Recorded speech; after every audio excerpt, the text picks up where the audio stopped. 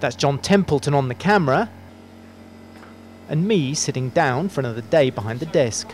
Lovely working environment. Up on the roof, the bullets aren't zipping around for once, and we can stand up straight as we set up the camera, the video phone and usual jumble of cables to beam out live pictures. It's rarely been so calm just lately. A few nights earlier, an AC-130 Spectre gunship was blasting away at those suspected insurgent ammunition dumps over there. It may look like a big fireworks show until you get down there.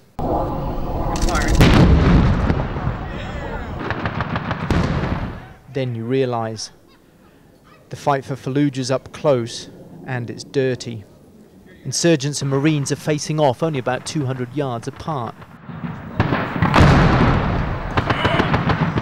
As I was standing on this rooftop vantage point about 800 yards away watching a US Cobra and a Huey pound insurgent positions, I remembered once reading that taking the glamour out of a helicopter gunship was like taking the sex out of the Rolling Stones.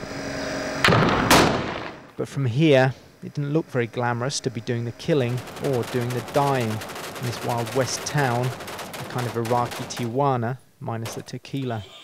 Nobody talks too much around here about dying or getting hurt.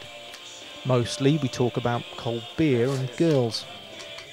One Marine, though, had been thinking. He said to me, you know, the worst thing about dying is that it starts out a normal day, then it's all over. Well, that was this day. It was a Monday. An early start. We could still see the stars. The call to morning prayers was drifting from the mosques. When the Marine platoon got into the two buildings it had to occupy as observation posts for the day, things were still pretty normal. Some of the Marines even got time for a nap. I know I did. That was until all hell broke loose.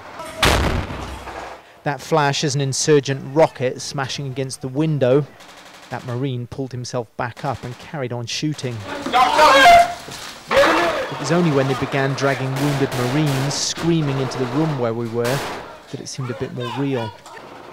Fear, yes, especially the first 5 minutes until I had time to settle a bit.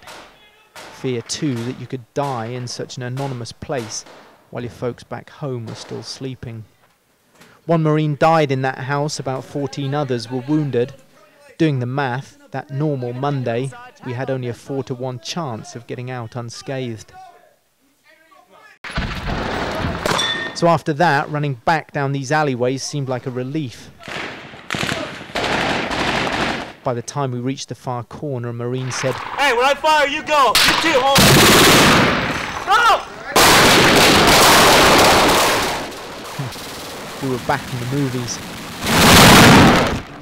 But one Marine did die, a young Lance Corporal. Is there really any point to it? An impersonal death in a dusty alleyway. You see, that's the worst thing about dying. Starts out a normal day, then it's all over.